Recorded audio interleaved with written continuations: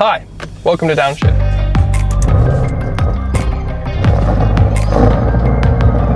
My name is Matt.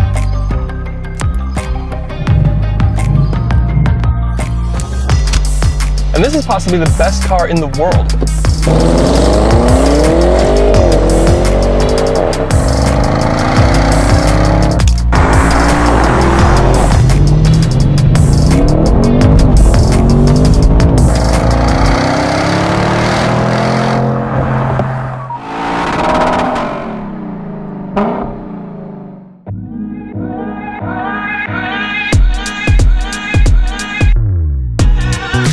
This is the Audi RS6 Avant, and it's a very special car.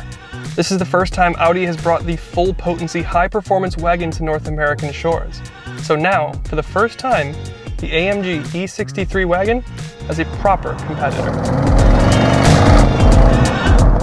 There have been other high-performance wagons that have cropped up here and there in the past, like the Cadillac CTS-V wagon. But they never really hang around long, and let's not pretend that Cadillac and Mercedes were on the same plane, at least back in that time.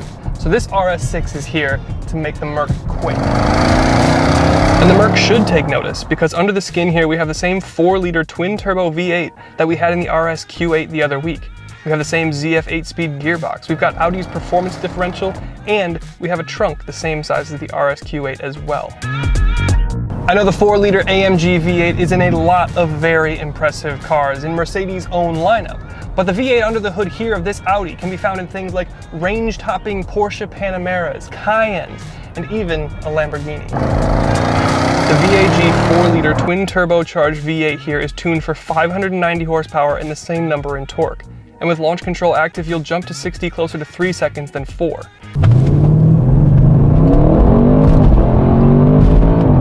And it's going to make some pretty awesome V8 sounds while it does it.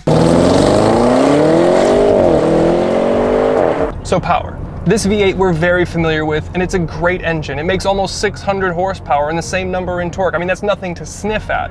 The power comes on really hard when you're in boost, and the gauge cluster lights up and goes crazy as you approach redline. And there's a symphony, a cacophony of V8 noises happening all around you. There's a good amount of drama, but if I had one complaint, it's that this cabin is so refined that it almost dials out some of the drama and the craziness of the experience of this car. And that's kind of the personality of this RS6 versus the E63. The E63 gets louder and stiffer and more insane, but it doesn't settle down and become a normal luxury car in the same way that this RS6 can. And some of that even comes down to the gearbox. I love a good gearbox, and the snappy one on the AMG's 9-speed is just that. But this ZF 8-speed transmission here gives you a lot of the same things. The braps on upshifts, the burbles on downshifts. I mean, you're not gonna get tired of it. However, switched back into comfort mode, this ZF feels smoother and a lot less jarring when you're just trying to putter around downtown. And then there's the handling. Here we have a big V8 up front going to all 4 wheels in typical Audi Sport Quattro fashion. The confidence is high, the traction is unwavering, but there's one big surprise here. And it's the fact that this 600 horsepower super wagon is the best handler in Audi's lineup, aside from, of course, the mid-engine V10 R8. The front end is sharp. It's got the least understeer of any Audi I've ever driven. The suspension firms right up in dynamic and RS modes. You even have RS1 and RS2 will dial off traction and stability, so it's just you and the throttle, and you can really start to corner with the throttle.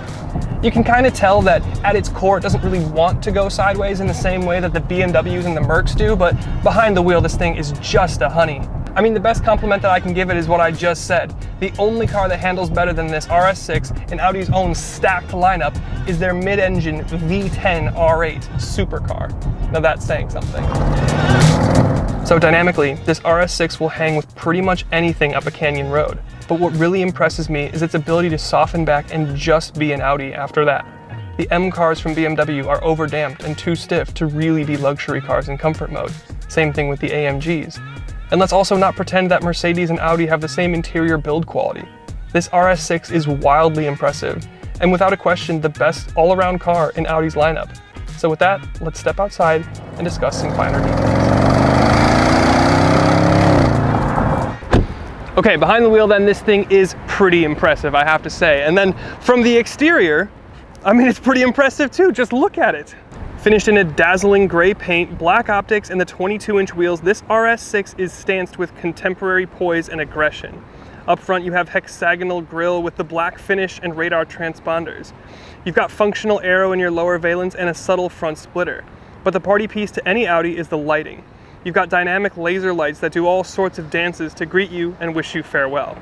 Or on the side, you've got massive 22-inch wheels draped in Hankook Ventus S1 Evo 3 tires, a very aggressive set fitting of this car. And despite being such big wheels, they don't seem to hurt the ride in any way. You've got big black brake calipers peeking out underneath, and if you wanted, you could get carbon ceramics, but I would skip that personally. From the profile, it looks low and aggressive, and interestingly enough, the RS6 only comes as the wagon here in the States. But I'm not complaining, it looks awesome. The rear three-quarter might be my favorite angle though, as the flared hips are accentuated. This RS6 is 2.2 inches wider than a normal A6, and that's clear with these hips. The rear end is subtle but sporty, with unique sequential LED taillights that also can boogie. You've got an aggressive black diffuser that enshrouds your typical massive RS dual exhaust. Now I will say, the E63s AMG packs 13 more horsepower, but this thing packs like 947 more style points, so I'll take mine in gray. Let's step on the inside. Okay, and then the interior here is where Mercedes is going to go above and beyond to dazzle you with big screens and crazy graphics. But Audi doesn't do that here. And why? Because it's just good. The build materials, everything that you touch and interact with just has a level of quality that I would expect from something at this price point and with these 4 rings on it. The cabin design is going to feel very familiar to other Audis we've covered, and that's kind of the point. It's familiar, it's easy to use, and it's a reminder of the way that Audi can split the personality so well here. You get flashy RS things like these sport bucket seats with red stitching, and the flat bottom steering wheel with the RS badge at the bottom and the RS mode buttons. You've got an RS1 and RS2 mode, and RS2 removes a lot of the nannies so it's just you and the car. And the rear seats are bucketized, and the RS red stitching matches the front. And of course, you get a couple RS specific screens for your temperatures, pressures, and telemetry. But other than that, it's pretty typical Audi interior in here. You get a nice big head-up display, you get Audi's excellent virtual cockpit, you get the typical Audi MMI system with wireless Apple CarPlay and Android Auto, and you get an auxiliary screen for both climate controls and a couple other things. You've got great 360 cameras with augmented reality, you get seats that are heated and cooled, you get a steering wheel that's heated, and you look up and you see a sunroof for the front passengers and a sunroof for the back passengers. Then speaking of the rear seats, they're big and comfortable even for 6-foot humans. You've got window shades back there, you've got the same RS red stitching back there, you've got heated seats back there, you've got your own climate controls and vents, and you've even got light up seat buckles. And then finally the trunk. It's about the same size as the RSQ8 we drove last month, making it hugely practical. It's got lights back there, and the rear seats fold 40-20-40 to make the space even bigger. It's hugely practical in here with all of the space, the comfort, the build quality, the materials, the luxuries. I mean, you even have soft closed doors here on a super wagon. So with that, I think it's time to get into final thoughts. So there it is, the first RS6 to have hit our shores, and it's a stunner. It's the Swiss Army knife of cars. It's fast as hell, sharp as a tack, and it's comfortable. It's gorgeous without being over-styled, and it's massively practical without sacrificing luxury and quality. It's quite possibly the perfect car. So thanks to Audi Milwaukee for letting me have a go.